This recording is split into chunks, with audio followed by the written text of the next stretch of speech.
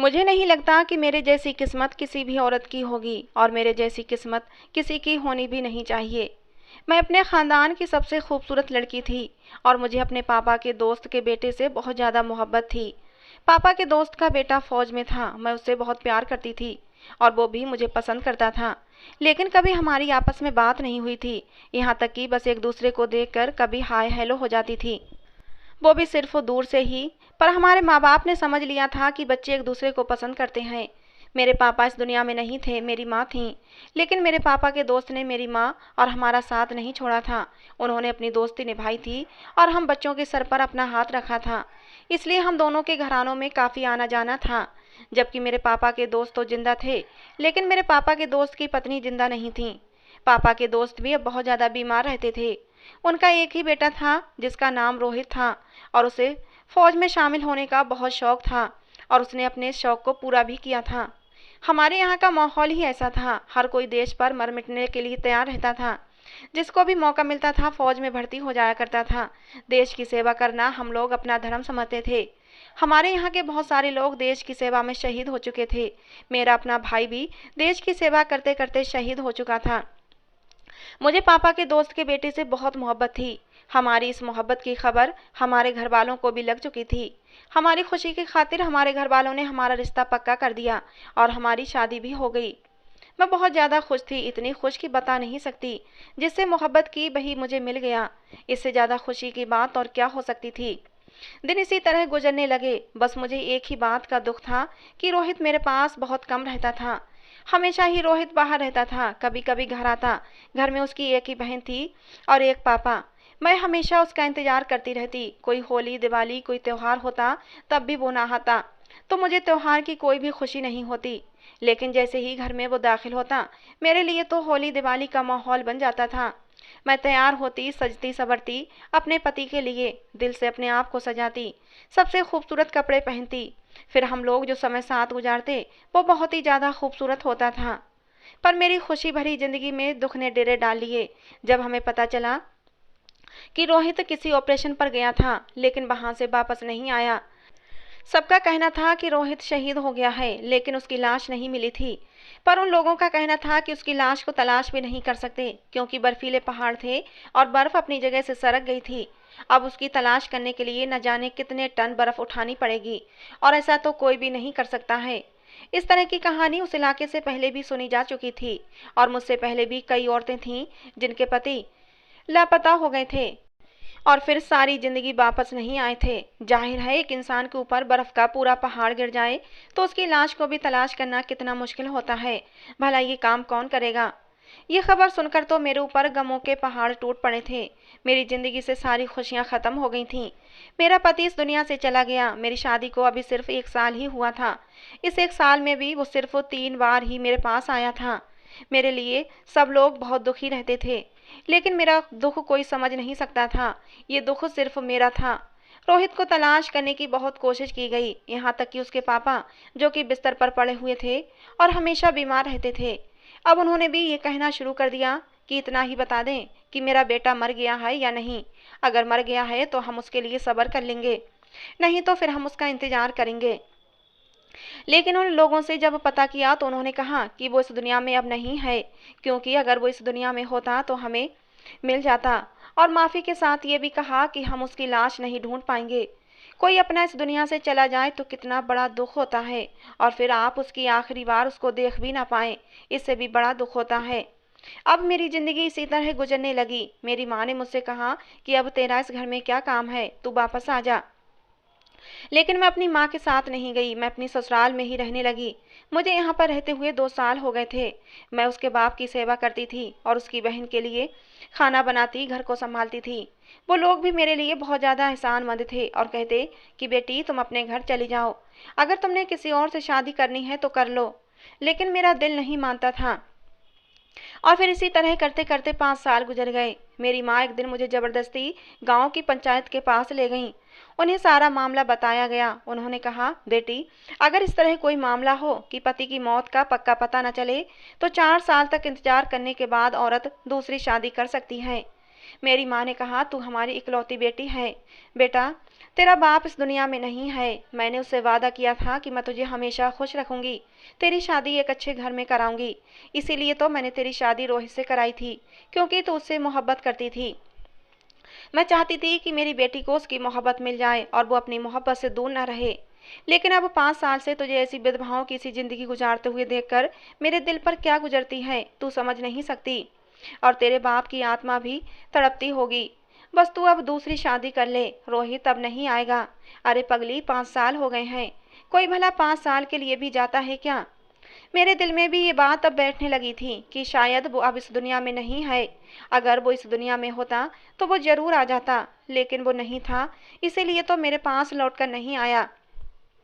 मेरी माँ ने मुझे अपनी कसम दे दी कि अगर तूने मेरी बात नहीं मानी तो तू मेरा मरा मुंह देखेगी। मेरी माँ ने रो रो कर खुद को बिस्तर से लगा लिया और कहा कि इसे मेरी आखिरी इच्छा समझकर ही पूरी कर दे। मेरे ससुर ने भी कहा कि बेटी तुम शादी कर लो, हमारा बेटा लगता है अब इस देश पर कुर्बान हो गया है। हमें तो खुश होना चाहिए कि रोहित शहीद हुआ है, उसने अपने देश के लिए अपनी जान कुर्बान कर दी है। मैं रातों को उठकर रोती थी। मुझे रोहित सपनों में नजर आता था, वो भी मुझसे यही कहता कि तुम अपनी जिंदगी गुजारो, मैं अब वापस नहीं आऊँगा। रोहित के चाचा का एक बेटा था जो रोहित की ही उम्र का था, और वो खुद का कोई छोटा मोटा बिजनेस चलाया करता था। मेरी माँ ने भी कसम खा ली थी। उन्होंने कहा कि मैं अपनी बेटी की शादी किसी और फौजी से नहीं कराऊंगी, बल्कि किसी ऐसे इंसान से करवाऊंगी जो बस इधर ही कारोबार करता हो और हर पल मेरी बेटी के साथ रहे। उसका नाम रचित था। ये रोहित का बहुत अच्छा दोस्त भी था। दोनों एक दूसरे के लिए भाइयों से भी बढ़कर थे। बचपन में एक दूसरे के साथ खेले भी थे। मैं भी तो उनके साथ खेला करती थी, क्योंकि रोहित का तो हमारे घर आना जाना था ही बचपन से। मैं भी बचपन में रोहित के घर चली जाया करती थी और वहीं पर रचित से मेरी मुलाकात हो जाती थी। हम तीनों मिलकर खूब खेला करते थे। मैं रचित को अच्छी तरह जानती थी, अच्छा इंसान था। मेरी माँ ने रिश्ते की बात उससे की तो उसने फौरन हाँ कह दिया, क्योंकि वो रोहित की विधवा को सहारा देना चाहता था। उसकी नीयत बुरी नहीं थी, लेकिन मैं उससे शादी नहीं करना चाहती थी। ये तो रोहित का दोस्त था, मैंने उसके बारे में कभी ऐसा सोचा ही नहीं था। और रचित भी जानता था कि मैं रोहित से बहुत मोहब्बत करती थी। क्या ये बेवफाई नहीं थी? मेरी माँ ने कहा कि पागल, ये बेवफाई नहीं है। बेवफाई जिंदा लोगों के साथ होती है, मरे हुए लोगों के साथ भला कौन सी बेवफाई होती है। और फिर मेरी माँ ने जबरदस्ती मेरी शादी करवा दी। मैं अभी ये शादी नहीं करना चाहती थी, लेकिन कोई और चारा भी नहीं था। मेरी माँ कहती थी कि मैं इस दुनिया से चली जाऊंगी तो तू अकेली रह जाएगी, मेरी आत्मा को भी चैन नहीं मिलेगा। रचित से जब मेरी शादी हुई तो पहली रात ही उसने मुझसे कहा था कि मुझे रोहित की मौत का बहुत बड़ा दुख है। वो अच्छा इंसान था, और मैं ये भी जानता हूँ कि तुम दोनों एक दूसरे से बहुत मोहब्बत करते थे। मैं उसकी जगह पर तो आ गया हूँ, लेकिन जब तक तुम्हारा दिल नहीं मान जाता तब तक मैं तुमसे दूर रहूँगा, तुम्हें टच भी नहीं करूँगा। तुम जैसे चाहो इस घर में आज़ाद होकर रह सकती हो। मुझे रचित की ये बात बहुत अच्छी लगी थी और समय इसी तरह गुजरने लगा। समय के साथ साथ हम दोनों ने एक दूसरे को स्वीकार कर लिया और पति पत्नी का रिश्ता बना लिया। मुझे भी एहसास होने लगा था कि अब रोहित कभी वापस नहीं आएगा और मेरी जिंदगी रचित के साथ ही है। दिन इसी तरह गुजर रहे थे। रचित के साथ रहते रहते अब मुझे पूरा 1 साल होने वाला था। हम लोगों में वैसा ही संबंध बन गया था जैसा मेरा और रोहित के साथ था। हम इसी तरह एक दूसरे से हंसी मजाक करने लगे थे, एक दूसरे को अपने दिल की बातें बताने लगे, और वो भी मुझसे अपनी सारी बातें बताया करता था कि आज मैंने ऐसा किया, आज इतने ग्राहक आए, आज इतनी कमाई हुई, मैं आगे ये करना चाहता हूँ, मैं घर के लिए कोई अच्छी चीज़ लेना चाहता हूँ। उसने मेरे लिए बहुत सारी ज्वेलरी भी बनवाई थी, क्योंकि हमारी शादी तो इसी तरह हो गई थी कि बस बहुत ही सादगी से हुई थी। पर रचित ने कहा कि तुम मेरी पत्नी हो, मैं चाहता हूँ कि तुम्हारी कलाइयाँ खाली ना रहें। उसने मेरे लिए सोने की चूड़ियाँ बनवाई थीं और उसने कहा था कि इनको हमेशा पहन कर रखना। मुझे ऐसा लगने लगा था कि बस यही जिंदगी है, गुजर ही जाएगी, इसको अच्छे तरीके से जीना चाहिए। ऐसे भी लोग हैं जो जिंदगी से दूर हो जाते हैं या जिनकी जीते जी जिंदगी बर्बाद हो जाती है। इसलिए कभी किसी भी चीज़ की नाशुक्री नहीं करनी चाहिए। इंसान को बनाया ही इसलिए गया है कि वो कहीं भी एडजस्ट हो जाता है, अचानक से ही उसको सब्र आ जाता है, नई चीज़ों में जाकर वहीं का हो जाता है, नए लोगों के साथ भी रह लेता है। एक लड़की अपनी सारी जिंदगी एक घर में गुजारती है, लेकिन सिर्फ अग्नि के समक्ष 7 फेरे लेते ही वो किसी पराए घर को अपना समझने लगती है और अगले ही दिन से वो कहना शुरू कर देती है कि अपने घर जा रही हूँ। इंसान को शायद इसी तरह बनाया गया है। मेरे दिल में भी रोहित अब भी जिंदा था, लेकिन अब मेरा पति रचित था और मुझे पता था कि अब मेरी जिंदगी उसी के साथ गुजरनी है। ये जिंदगी 4 दिन की है, गुजर जाएगी। एक दिन सुबह सुबह रचित उठा तो बहुत ही खुश था। उसने कहा कि आज मेरी सालगिरह है और रचित की ये सालगिरह मेरे साथ पहली सालगिरह थी, तो आज के दिन वो खूब अच्छी तरह से इसे मनाना चाहता था। मैंने कहा, आज के दिन क्या स्पेशल करोगे? तो उसने कहा कि मैं अच्छा सा खाना लेकर आऊँगा, तुम्हें आज खाना बनाने की ज़रूरत नहीं है, तुम वही लाल वाला जोड़ा पहन लेना जो तुमने हमारी शादी वाले दिन पहना था। लेकिन उस दिन तुम अच्छे से तैयार नहीं हुई थी, इसलिए आज अच्छे से तैयार हो जाना। मैंने लाल रंग का जोड़ा पहना तो था, लेकिन वो कोई इतना ज़्यादा अच्छा नहीं था, पर मेरे सारे कपड़ों में सबसे ज़्यादा अच्छा था। मैंने कहा कि ठीक है, और जब वो काम पर चला गया तो मैं तैयार होने लगी। आज मेरे चेहरे पर मुस्कुराहट थी। मुझे ऐसा लग रहा था कि अब कहीं जाकर मैंने रचित को अपना पति स्वीकार कर लिया है और अब मुझे भी उससे मोहब्बत होने लगी है। तभी अचानक दरवाजे पर दस्तक हुई। मैं अभी पूरी तरह तैयार नहीं थी, मेरे बाल खुले हुए थे। मैंने कहा कि रचित इतनी जल्दी कैसे आ गया? लगता है शायद कोई चीज़ भूल गया होगा। जब मैंने जाकर दरवाज़ा खोला तो मेरे कदमों तले से ज़मीन निकल गई, क्योंकि सामने का दृश्य मेरे लिए बहुत ज़्यादा हैरान कर देने वाला था। सामने रचित नहीं बल्कि रोहित खड़ा था। उसकी हालत देखकर लगता था वो बहुत ज़्यादा कमज़ोर हो चुका था। ऐसा लग रहा था कि वो कितना बीमार रहा था या किसी ऐसी जगह पर रहा था जहाँ पर उसे ठीक से खाना नहीं मिलता था। लेकिन मैं उसको फ़ौरन पहचान गई थी, ये तो रोहित ही है। उसकी आंखों में भी आंसू थे। हम दोनों की हालत एक जैसी थी। वो एकदम से मेरे पास बढ़ा तो मैं एकदम से 2 कदम पीछे हट गई। मुझे याद आ गया कि अब तो मैं रचित की पत्नी हूँ, रोहित की नहीं। लेकिन ये क्या हो गया? उसने कहा, क्या बात है? तुम मुझसे दूर क्यों जा रही हो? मैं सालों बाद आया हूँ और तुम मुझसे दूर भाग रही हो। तुम्हें पता है मैं कहाँ था, कितनी मुश्किल से तुम तक पहुँचा हूँ, पर तुम यहाँ क्या कर रही हो? तुम रचित के घर में क्या कर रही हो? मैं तुम्हारे घर गया था, तुम्हारी माँ वहाँ पर नहीं थी, पर सामने वालों ने मुझे बताया कि तुम रचित के घर पर मिलोगी। मैंने रोहित से कहा कि अंदर आ जाओ, अंदर आकर बैठो। मुझे समझ नहीं आ रहा था, मेरी हालत अजीब सी हो रही थी। ऐसा लग रहा था कि कोई जिंदा रहना चाहता है और अब उसके सामने मौत आकर खड़ी हो गई है, जबकि पहले वो मौत मांगता रहा था। रोहित ने मुझे बताया कि मैं बहुत ही बुरे हालात में था। मैं एक छोटे से गांव में फंस गया था, जहां पर लोगों को मेरी भाषा भी नहीं आती थी। मेरी हालत बहुत बुरी थी। मेरी न जाने कितनी हड्डियां टूटी हुई थीं। उन्हीं लोगों ने मेरा इलाज किया। वो कोई जंगली लोग थे और अब वो मुझे वापस नहीं आने देना चाहते थे। उन्होंने मुझे कैद करके रखा हुआ था। उन्हें लगता था अगर मैं वहाँ से निकल गया तो मैं उनके रहने की जगह को सब लोगों को बता दूंगा और उनके रहने की जगह पर सब लोग पहुंच जाएंगे और उनके बारे में जांच पड़ताल करेंगे, क्योंकि वो लोग बहुत ही अजीब थे। सदियों से उनका कबीला उस घने जंगल के बीच में रह रहा था और फिर मैं भी वहीं पर रहने लगा। एक दिन मौका देखकर मैं वहां से भाग निकला और बड़ी मुश्किल से तुम तक पहुंचा हूँ। इसीलिए सब कुछ बहुत ज़्यादा मुश्किल था। हिंदुस्तान की हदों से निकलकर किसी और ही इलाकों की हदों में चला गया था और वहां से घूमता हुआ खुद को बचाता हुआ वापस हिंदुस्तान आया हूँ, क्योंकि मैं एक फौजी था। मुझे बहुत मुश्किलों का सामना भी करना पड़ा था। आज रोहित मेरे सामने बैठा था। जब उसने अपनी कहानी सुनाई तो मेरी आंखों में आंसू आ गए। वो फिर से मेरा हाथ पकड़ने की कोशिश करने लगा, लेकिन मैं पीछे हट गई। मैंने उसे पानी पिलाया और पूछा, क्या खाओगे? रोहित कहने लगा, जो भी खिलाओगी वो खा लूँगा। मैंने उसके सामने खाना रख दिया। उसने कहा, तुम्हें कब से ये खाना पसंद आने लगा? मैं तो ये सब नहीं खाता और तुम भी तो नहीं खाती थीं। जो चीज़ मैं खाता था वही तुम पकाया करती थीं। आज तुमने ये क्या पकाया है? वो मुझसे नॉर्मल तरीके से बात कर रहा था, जबकि वो नॉर्मल नहीं था। वो बहुत ज़्यादा कमज़ोर लग रहा था। उसके शरीर पर चोटों के निशान भी थे, लेकिन शायद उसे इस बात का सुकून था कि वो घर वापस आ गया है। अब मैं उसे क्या बताती कि अब ये घर उसका नहीं था। मैंने कहा कि बस ऐसे ही बना लिया। खाना खाते हुए उसकी आंखों में आंसू आ गए। उसने कहा, मैंने तुम्हें बहुत याद किया है, इधर आकर मेरे पास बैठो। जब मैंने मना किया तो वो अचानक से गुस्सा हो गया। उसने कहा, मैं इतनी दूर से आया हूँ इतने सालों बाद और तुम मेरे पास बैठ भी नहीं सकती। क्या हो गया है तुम्हें? क्यों गैरों की तरह पेश आ रही हो? भूल गई हो मुझे? भुला दिया तुमने मुझे? ये तो याद रखती कि मैं तुम्हारा पति हूँ, तुम्हारा कोई बॉयफ्रेंड नहीं जो तुम मुझे भूल गई हो। मैं तुम्हारा पति हूँ और मेरा तुम्हारे ऊपर हक है। तुम्हें मेरे साथ आना होगा। तुम यहाँ इस घर में क्या कर रही हो? अभी वो मुझसे इतने सारे सवाल कर रहा था और मेरे पास बोलने के लिए कुछ भी नहीं था। और तभी रचित घर में दाखिल हुआ। उसके हाथों में फूल थे।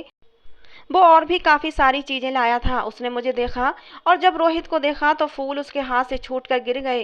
रोहित उसके गले लगा और उसने कहा, मेरे दोस्त, मैंने तुझे बहुत याद किया। मैं बड़ी मुश्किल से यहाँ तक पहुँचा हूँ। रचित का व्यवहार भी अब मेरी तरह होने लगा था। थोड़ी देर बाद मेरी माँ भी वहीं पर आ गई, क्योंकि उनको भी सामने वालों ने बता दिया था कि रोहित पूछता हुआ आया था। रोहित का नाम सुनकर मेरी माँ परेशान हो गई होगी कि वो कहाँ से आ गया। उसके घर वालों को भी बता दिया गया था। वो सब बहुत खुश थे। वो भी दौड़े दौड़े रचित के घर चले आए थे। लेकिन जब सबको मेरा ध्यान आया और मेरा मामला रोहित के सामने लाया गया तो रचित के साथ साथ रोहित के कदमों तले से भी जमीन निकल गई। उसने कहा, ये मेरी पत्नी है। मैं इसको अपनी पत्नी छोड़ कर गया था। मैंने इसको तलाक नहीं दिया है।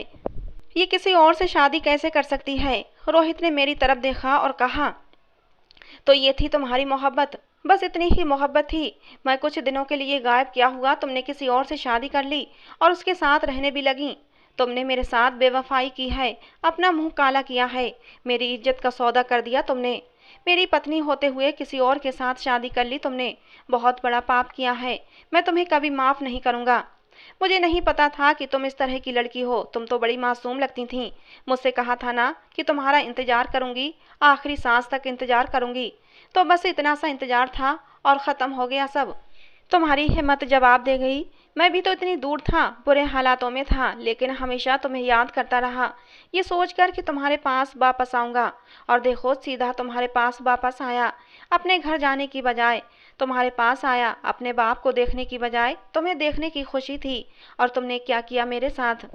मेरा मान सम्मान सब खत्म कर दिया। मैं ये सब कुछ सोच भी नहीं सकता था। मेरी आंखों में आंसू थे। मुझे तो खुद समझ नहीं आ रहा था कि मैं क्या करूं। रोहित चिल्ला चिल्ला कर सबको कह रहा था कि आप सबने ये सब कैसे होने दिया? ये मेरी पत्नी थी, इसको किसी और से शादी क्यों करने दी? ये तो हमेशा मेरी ही पत्नी रहेगी, क्योंकि मैंने इसके साथ 7 फेरे लिए हैं, आप सबकी मौजूदगी में। आप सब गवाह हैं इस बात के। उसने कहा, आप सब लोग ये कैसे कर सकते हैं? ये मेरी ही पत्नी रहेगी, चाहे मैं 10 साल बाद आऊँ, चाहे 15 साल बाद आऊँ। मेरे ससुर ने कहा, नहीं बेटा, ऐसा नहीं होता। बहुत सारे लोगों ने समझाया कि अगर पति लंबे समय तक गायब रहे तो पति पत्नी दूसरी शादी कर सकती है। इसीलिए तुम्हारी पत्नी ने कोई पाप नहीं किया है और ये शादी भी हम सब ने ज़बरदस्ती कहकर करवाई थी। पंचायत ने भी कहा था कि ये शादी कर सकती है, क्योंकि इसने 5 साल तक तुम्हारा इंतजार किया था और इतने लंबे समय तक अगर पति ना आए तो पत्नी दूसरी शादी कर सकती है। ये पंचायत का फैसला था। लेकिन रोहित चिल्ला पड़ा कि मैंने इसको तलाक नहीं दी थी, ये किसी और के साथ शादी कैसे कर सकती है। इतने में एक बड़े बुजुर्ग आगे बढ़े और कहने लगे, हाँ, ये बात तो यहाँ पर सोचने वाली है। अगर पति लंबे समय तक दूर रहे तो पत्नी दूसरी शादी कर सकती है, लेकिन जब 4-5 साल के बाद पति वापस आ जाए तो पत्नी उसी की शादी में आ जाएगी और उसी की पत्नी मानी जाएगी। यानी पहले पति के साथ ही रहेगी और उसके दूसरे पति के साथ उसकी शादी खत्म हो जाएगी। और इसका साफ साफ मतलब है कि रोहित, अब तुम ही इसके पति हो और रचित, अब तुम्हारा इसके साथ कोई भी संबंध नहीं है। तुम अपने मन से अपनी पत्नी को तलाक दे सकते हो। इस संबंध को ख़त्म करने के लिए किसी भी जोर ज़बरदस्ती की ज़रूरत नहीं है। ये सब सुनते ही रोहित के चेहरे पर सुकून आ गया, लेकिन रचित के चेहरे पर पसीने की बूंदें चमकने लगीं। उसकी हालत ख़राब होने लगी। वो कहने लगा, नहीं, ऐसा नहीं हो सकता। मुझे किस बात की सज़ा मिली है? मेरे साथ ये सब कुछ क्या हुआ? आप लोग मेरे साथ ऐसा नहीं कर सकते। उस बूढ़े आदमी ने कहा कि ऐसा हो सकता है क्योंकि रोहित इसका पहला पति है और उसकी पत्नी मानी जाएगी। मैं भी हैरान परेशान खड़ी थी। जब मेरी माँ मुझे पंचायत के पास लेकर गई थी तब मुझे भी आधी अधूरी बात ही पता थी। मुझे सारी बातें पता नहीं थीं कि अगर बाद में मेरा पति वापस आ गया तो वही मेरा पति रहेगा, रचित से मेरा कोई संबंध नहीं रहेगा। मुझे पूरी बात बताना चाहिए थी, पर मेरी माँ ने उन्हें अपनी बातों में लगाकर बात को घुमा दिया था और वो भी शायद बताना भूल गए थे। काश कि उन्होंने उस समय मुझे पूरी बात बताई होती, लेकिन रोहित के वापस आने का कोई आसार भी तो नहीं थे। सब जानते थे, पूरा गांव जानता था। उसके अपने माँ बाप ने भी मुझे इजाज़त दे दी थी कि मैं रचित से शादी कर सकती हूँ। मैंने 5 साल तक उसका इंतजार किया था। रोहित ने मेरा हाथ थाम लिया और कहने लगा, अब तुम मेरी पत्नी हो, मेरे साथ चलो। तुम ये सब कुछ भूल जाओ, मैं भी तुम्हें माफ़ कर दूंगा। मैं तुम्हारी हालत समझ सकता हूँ। उस समय तुम ज़्यादा ही परेशान रही होगी और सब तरफ से प्रेशर पड़ने के बाद ही तुमने रचित से शादी की होगी। रोहित मेरा हाथ पकड़कर घर ले जाने लगा और तभी रचित ने मेरा हाथ पकड़ लिया। कहने लगा, ऐसे कैसे? ये मेरी पत्नी है, ये मेरे साथ रहेगी। रचित और रोहित दोनों आपस में झगड़ने लगे। मुझे ऐसा लगने लगा जैसे मैं कोई चीज़ हूँ जिसके लिए 2 बच्चे आपस में झगड़ रहे हैं। सबने रचित को समझाया कि अब तुम्हारा इसके ऊपर कोई हक नहीं है, तुम एक तरफ हो जाओ। मैं रोहित के साथ चली गई। मेरी हालत बहुत ही अजीब सी थी, मुझे कुछ भी समझ नहीं आ रहा था। रोहित ने कहा, ये क्या हो गया है तुम्हें? तुमने लोगों की बातें नहीं सुनी कि मैं ही तुम्हारा पति हूँ? फिर मुझसे दूर क्यों भाग रही हो? तुम्हें बड़ा शौक था ना कानून का पालन करने का, कि पति लंबे समय तक दूर रहे तो तुम दूसरी शादी कर सकती हो। अब तुम्हें कानून का पता चल गया ना कि मैं वापस आ गया हूँ, तो मैं ही अब तुम्हारा पति हूँ। अब उस इंसान को अपने दिल से निकाल दो। वो एक सांप है जिसने अपने ही दोस्त की पत्नी के साथ शादी की। कहने को वो मेरा भाई है, मेरा कजन है, मेरा सब कुछ था, मेरे लिए भाइयों से भी बढ़कर था। मैंने उसे कभी गैर नहीं समझा था, हमेशा भाई समझा। लेकिन उसने जो किया शायद कोई सगा भाई भी अपने सब भाई के साथ न करता। उसने मेरे साथ गद्दारी की है। जो लोग हमारे सबसे ज़्यादा करीब होते हैं, हमें वही धोखा देते हैं। मैं रोहित के साथ रहने लगी। उसका व्यवहार मेरे साथ कुछ अजीब सा था। वो बहुत ज़्यादा चिड़चिड़ा हो गया था, क्योंकि वो इतने साल बाद बहुत ही बुरे हालातों में काट कर वापस आया था। अब वो पहले जैसा नहीं रहा था। उसकी बातों में हर वक्त गुस्सा दिखाई देता, उसके शब्दों में जहर घुला रहता।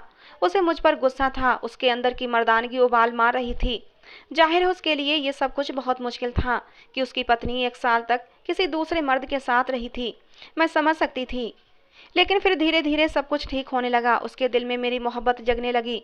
उधर रचित बार बार मुझसे मिलने की कोशिश करता, मुझे फ़ोन करता, लेकिन रोहित ने मेरा फ़ोन ही तोड़ दिया था। अब इसमें मेरी क्या गलती थी? मैं तो खुद उससे कोई संबंध नहीं रखना चाहती थी, क्योंकि अगर लोगों की बात ठीक थी तो फिर रोहित ही अब मेरा पति था। मेरे किसी और के साथ संबंध रखने की कोई ज़रूरत भी नहीं थी। लेकिन मैं अंदर से बहुत बेचैन थी। सारी सारी रात रोती थी। ये सोचती थी कि मेरी ज़िंदगी तो नर्क बनकर रह गई है। ये सब कुछ मेरी माँ ने किया था। मैं किसी और से शादी नहीं करना चाहती थी। अगर वो मुझे मेरे हाल पर छोड़ देती और फिर रोहित वापस आ जाता तो मुझे किसी और से शादी नहीं करनी पड़ती। लेकिन जिस दिन सारा सब कुछ ठीक होने लगा था, उसी दिन सारा सब कुछ फिर से ख़राब हो गया। अब मैं क्या कर सकती थी? मैं रोहित के साथ 3 महीने रही। जब एक दिन रचित घर आ गया और उसने कहा, मुझे मेरी पत्नी वापस करो। उसकी हालत बहुत ही अजीब सी थी। वो एकदम दीवाना सा लग रहा था, बहुत ही दुखी लग रहा था। शायद उसने अपने ऊपर जुल्म किए थे, खुद को तकलीफ पहुंचाई थी, खाना पीना भी ठीक से नहीं किया था। उसका घर सूना हो गया था, मेरे बगैर वो रह नहीं सकता था। मैं तो बाहर नहीं आई थी। मुझे रोहित ने कहा था कि कोई ज़रूरत नहीं है तुम्हें बाहर आने की। बाहर लड़ाई झगड़ा होने लगा और फिर गांव के बड़े बुजुर्ग लोगों को बुलाया गया। उन्होंने रचित को समझाया कि अब तुम इसके साथ आना जाना भी नहीं रख सकते और तुम्हारा यहाँ पर कोई काम नहीं है, तुम चले जाओ। लेकिन वो मानने को तैयार नहीं था। रचित और रोहित आपस में झगड़ रहे थे और तभी अचानक से मेरी तबीयत खराब हो गई। रोहित मुझे डॉक्टर के पास ले गया तो डॉक्टर ने कहा कि मैं माँ बनने वाली हूँ। मेरे लिए ये बात बड़ी मुसीबत से कम नहीं थी, जबकि माँ बनना तो हर औरत का सपना होता है। मैं बहुत परेशान हुई थी ये खबर सुनकर, क्योंकि इस बच्चे का बाप कौन था मुझे पता नहीं था। मैं रचित के साथ रह रही थी, हमारी ज़िंदगी अच्छी गुजर रही थी और 2 ढाई महीने से अब मैं रोहित के साथ रहने लगी थी और डॉक्टर के मुताबिक मेरी प्रेगनेंसी भी 2.5 महीने की ही थी और इसका मतलब बच्चे का बाप कौन था किसी को पता नहीं था। और ये तभी पता चल सकता था जब बच्चा इस दुनिया में आ जाता। रचित ने कहा कि ये मेरा बच्चा है, तुमने अपनी पत्नी को रखना है तो रख लो, मैं दिल पर पत्थर रख लूँगा, लेकिन कम से कम मेरा बच्चा तो मुझे दे दो, मैं अपने बच्चे के सहारे रह लूँगा। रोहित ने कहा, बच्चा भी मेरा है और पत्नी भी मेरी है, तुझे कुछ नहीं मिलेगा, मैं तुझे जान से मार दूंगा अगर तूने मेरे घर में कदम रखा तो, और मेरी पत्नी का नाम भी मत लेना। लेकिन रचित बार बार मेरा नाम लेने लगा। उन दोनों की लड़ाई अब बहुत ज़्यादा बढ़ गई। हाथापाई पर उतर आए थे दोनों। मैं चिल्ला चिल्ला कर रो रही थी। मुझे ऐसा लगता था जैसे ये सब कुछ मेरी ही वजह से हुआ है। अब मेरे ससुर ने भी मुझे ताने देना शुरू कर दिए और मेरी ननद भी कहने लगी कि तुम्हारे लिए 2 भाई आपस में लड़ रहे हैं। ये तो एक दूसरे की जान थे, एक दूसरे को जरा सा भी दुख नहीं पहुंचा सकते थे और आज कैसे एक दूसरे के लिए दुश्मनों से बढ़कर हो गए हैं, सिर्फ वो तुम्हारी वजह से। तुम्हें ही शौक चढ़ा था शादी करने का, पहले पति की पत्नी बनकर बैठना था, जब मोहब्बत की तो बड़े बड़े दावे करती थी। डॉक्टर ने कहा था जब तक बच्चा इस दुनिया में नहीं आ जाता तब तक हम नहीं बता सकते कि इसका बाप कौन है। रचित ने पहले ही कह दिया था कि बच्चा मेरा है और जैसे ही बच्चा इस दुनिया में आएगा मैं उसे लेकर चला जाऊंगा। उसने कहा था कि मुझे तुम्हारी भी परवाह नहीं है, बच्चा तुम्हारे बगैर रह लेगा, मैं उसे माँ और बाप दोनों का प्यार दूंगा। मैं बहुत परेशान थी कि कहीं ये सचमुच मेरे बच्चे को ले ना जाए। और उधर रोहित ने भी अजीब सी बात कर दी। उसने कहा कि अगर ये बच्चा रचित का है तो फिर हम ये बच्चा उसको दे देंगे। यानी कि दोनों ही सूरत में मुझे मेरे बच्चे से दूर करने की साजिशें हो रही थीं। मेरे दिल पर क्या गुजर रही थी सिर्फ मैं ही जानती थी। अगर मेरी कोख में बच्चा न होता तो मैं अब तक खुदकुशी कर चुकी होती। मुझे रचित ने किसी और नंबर से व्हाट्सएप मैसेज किया। उसने कहा कि मुझे अब तुम पर कोई भरोसा नहीं है, मुझे तुम अपनी ज़िंदगी में वापस नहीं चाहिए, लेकिन अपना बच्चा मैं तुम्हारे पास नहीं रहने दूंगा, ये बात याद रखना। और मैंने रोहित को भी किसी से फ़ोन पर बात करते हुए सुना था कि वो मेरी पत्नी है, मैं उसको नहीं छोड़ सकता, उससे मोहब्बत करता हूँ, लेकिन अगर उसकी कोख में उस इंसान का बच्चा है तो मैं उस बच्चे को अपने घर में नहीं रहने दूंगा। मुझे समझ नहीं आ रहा था कि मैं क्या करूं। मेरे अंदर मेरा बच्चा था और मैं एक माँ बन चुकी थी। मैं दोनों की पत्नी बनकर नहीं बल्कि एक माँ बनकर सोच रही थी। और फिर आखिर समय आ ही गया कि उस बच्चे को पैदा होना था। उसी समय टेस्ट करके ये पता लगा सकते थे कि इसका बाप कौन है। लेकिन जब मेरी डिलीवरी का आखिरी समय आया तो मेरी तबीयत बहुत ज़्यादा ख़राब हो गई। डॉक्टर ने कहा कि कुछ गड़बड़ लग रही है, हमें तुरंत ऑपरेशन करना पड़ेगा। और जब ऑपरेशन करके बच्चे को पैदा किया गया तो डॉक्टर की चीखें निकल गईं, क्योंकि मेरे बच्चे को पैदाइशी तौर पर एक बहुत बड़ी बीमारी थी, जिसकी वजह से वो बहुत ही ज़्यादा अजीब लग रहा था। ऐसा लग रहा था कि वो इंसान का बच्चा नहीं है, कोई जानवर का बच्चा है। उसकी त्वचा बहुत ही अजीब तरह की थी, जैसे कोई पेड़ की छाल होती है। उसको जो भी देखता उसकी आंखों में आंसू आ जाते और वो कानों को हाथ लगाने लगता। मेरा क्या दोष था? क्या ये मेरी सज़ा थी? लेकिन मैंने तो ऐसा कुछ भी नहीं किया था जिसकी भगवान ने मुझे इतनी बड़ी सज़ा दी थी। दरअसल ये तो उन दोनों की सज़ा थी जो इस बच्चे के ऊपर अपनी अना का खेल खेल रहे थे। कोई मुझसे बच्चा छीन लेना चाहता था तो कोई उसको रखना नहीं चाहता था। रिपोर्ट के मुताबिक ये बच्चा रचित का था, लेकिन अब उसने बच्चे को लेने से मना कर दिया और रोहित ने कहा कि मैं इस बच्चे को नहीं पालूंगा। और फिर रचित तो हमेशा हमेशा के लिए ही गायब हो गया, क्योंकि उसे सिर्फ अपने बच्चे तक ही मुझसे मतलब था। अब उसने उस अजीब से बच्चे को रखने से मना कर दिया था और शहर से ही हमेशा हमेशा के लिए चला गया था। लेकिन जब मैंने रोहित को कहा कि मैं इस बच्चे को पालना चाहती हूँ तो उसने कहा कि फिर मैं तुम्हें अपने साथ नहीं रख सकता। तो मैंने कहा कि ठीक है, तो मुझे छोड़ दो।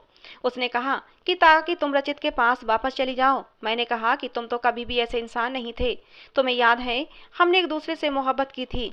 उसने कहा अगर तुम्हें वो मोहब्बत याद होती तो तुम उसके साथ कभी भी शादी नहीं करती, तुम मेरे दिल से उतर गई हो। मैंने कहा कि तो तुम भी मेरे दिल से उतर गए हो, और अगर अगर तुम्हें मेरे साथ नहीं रहना तो बेशक तुम मुझे छोड़ सकते हो। रोहित ने मुझे तलाक दे दिया और मैं वापस अपनी माँ के घर आ गई। अब मैं अपने बच्चे को पालती हूँ। दुनिया उसके बारे में जो भी बोलती रहे, लेकिन मेरे लिए तो ये मेरी औलाद है, मेरे लिए ये मेरी जान है, मेरा सबसे प्यारा बेटा है। मैं हमेशा उसका ख्याल रखूंगी। डॉक्टर कहते हैं कि ऐसे बच्चों की उम्र ज़्यादा नहीं होती, ये बच्चा कुछ ही समय तक जिंदा रह पाएगा, लेकिन मेरा बेटा मेरे पास रहेगा। मैं अपनी पूरी कोशिश करूंगी और अपनी जी जान से अपने बेटे की सेवा और परवरिश करूंगी, ताकि वो ज़्यादा से ज़्यादा समय तक मेरे पास रहे। मेरी ज़िंदगी का मकसद और सिर्फ यही है। कभी कभी सोचती हूँ इस सब में मेरी क्या गलती थी जो मुझे इतनी बड़ी सज़ा मिली। तो दोस्तों, आज की हमारी ये कहानी आपको कैसी लगी कमेंट बॉक्स में ज़रूर बताना। कहानी पसंद आई हो तो प्लीज़ लाइक कर देना। रोज़ एक नई कहानी सुनने के लिए हमारे चैनल को भी सब्सक्राइब कर लेना। कहानी को अंत तक सुनने के लिए आप लोगों का बहुत बहुत धन्यवाद दोस्तों। मिलते हैं अगली किसी नई कहानी में।